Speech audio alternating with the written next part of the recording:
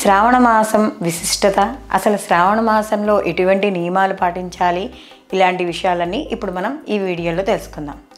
శ్రావణ మాసం ఆల్రెడీ మనకి శ్రావణ మాసం మొదలైపోయింది.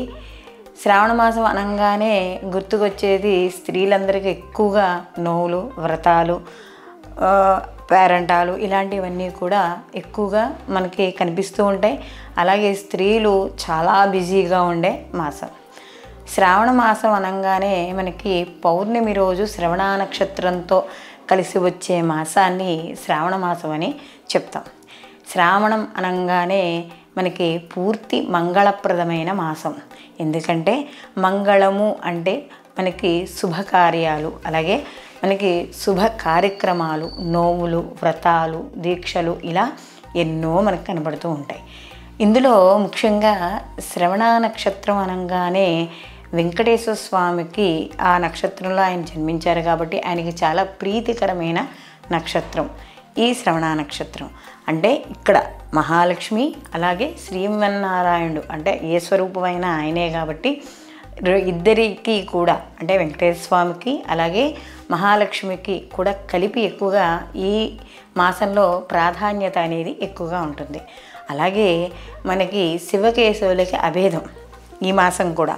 ఎందుకంటే ఇక్కడ శ్రావణ సోమవారాలు అని చెప్పి శివుణ్ణి పూజించడం అనేది జరుగుతుంది. అంటే కార్తీక సోమవారాలు ఎంతైతే ఫలితాన్ని ఇస్తాయో అలాగే శ్రావణ సోమవారాలు కూడా అంతే ఫలితాన్ని ఇవ్వడం అనేది జరుగుతుంది.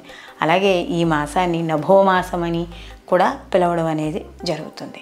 శ్రావణ మాసం మనకి చూసుకున్నట్టయితే ఈ మాసంలో శ్రావణ సోమవారాలు, శ్రావణ శనివారాలు, అలాగే శ్రావణ శుక్రవారాలు, అలాగే శ్రావణ మంగళవారాలు ఇలా పూర్తిగా అంతా కూడా దీక్షపరంగా ఎక్కువగా మనం అంటే దానాలు, ధర్మాలు, పూజలు, వ్రతాలు ఈ నియమాలతోనే ఎక్కువగా భగవద్ధ్యానంలో గడిపే మాసంగా మనకు కనబడుతూ ఉంటుంది ఈ శ్రావణ మాసం. ఈ శ్రావణ మాసం అంతా కూడా ఉదయాన్నే లేచి ఇంటిని పరిశుభ్రంగా ఉంచుకొని స్నానాలు చేసి మనకి ఏదైతే నిత్య కృత్యాలు ఉన్నాయో అంటే మన ఇంట్లో నిత్యం చేసే దీపారాధన మానకూడదండి. దాన్ని అయితే మనం కంప్లీట్ చేసుకోవాలి. అలాగే రోజు ఎలా అయితే దీపం పెడతామో చేసుకుని విశేషంగా ఆ రోజు ఏ పర్వదినం అయితే దానికి సంబంధించిన పూజలు అనేవి చేసుకోవాలి.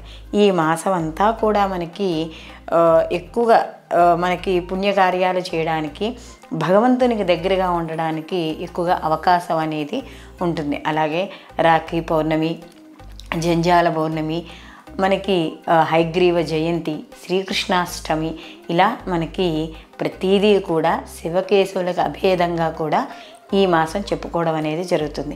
మనం మొదట్లో చెప్పుకున్నాం కదా, మరి ఇక్కడ శివుడి ప్రాధాన్యత ఉంది, మరి ఇక్కడ అమ్మవారు ఎట్లా అనుకుంటే మంగళగౌరీదేవి, పార్వతీదేవి, మంగళగౌరీదేవే పార్వతీదేవి కాబట్టి ఈ మంగళగౌరీ వ్రతాలు చేసుకోవడం అనేది కూడా జరుగుతుంది. అంటే సౌభాగ్యం కోసం మంగళవారాలు చేస్తుంటే, సోమవారాలు శివుడి ప్రీతి కోసం చేస్తుంటే, ఇక్కడ శుక్రవారం వరమహాలక్ష్మికి మనం అంటే వరమహాలక్ష్మి అంటే వరాలు ఇచ్చే మహాలక్ష్మి, అష్టలక్ష్మిల్లో కూడా ఈవిడ మనకి ఒకరిగా చెప్పుకోవడం అనేది జరుగుతుంది. ఈ వరమహాలక్ష్మి అలాగే శుక్రవారం పూజ అయిన మర్నాడే మనం శ్రీమన్నారాయణ అంటే వెంకటేశ్వర స్వామి ఆరాధన చేయడం అనేది జరుగుతుంది. అదే శ్రావణ శనివారాలు. కాబట్టి ఈ మాసం అంతా కూడా మనకి ఎంతో విశిష్టతతో కూడుకున్నది. కాబట్టి మనం చేయగిన నియమాలు ఏవైతే ఉన్నాయో ఆ నియమాలను పాటించుకొని ఈ శ్రావణ మాసం అంతా కూడా సిరి సంపదలు, భోగభాగ్యాలకి నిలయం. కాబట్టి ఎవరైతే ఈ మాసం అంతా కూడా అమ్మవారిని భక్తి శ్రద్ధలతో కొలుస్తారో ఇక్కడ హంగులు, ఆర్భాటాలు మనం వచ్చిన వాళ్ళకి ఎంతంత పెట్టాము అనేది కాకుండా భగవంతుడికి ముంద భక్తి, శ్రద్ధ, శుచి ఇవి ముఖ్యం అన్నమాట.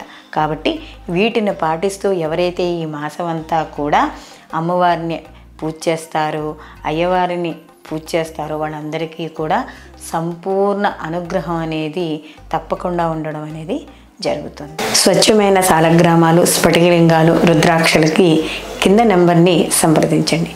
సర్వేజన సుఖినో భవంతు. లోకా సంస్థ సుఖినో భవంతు.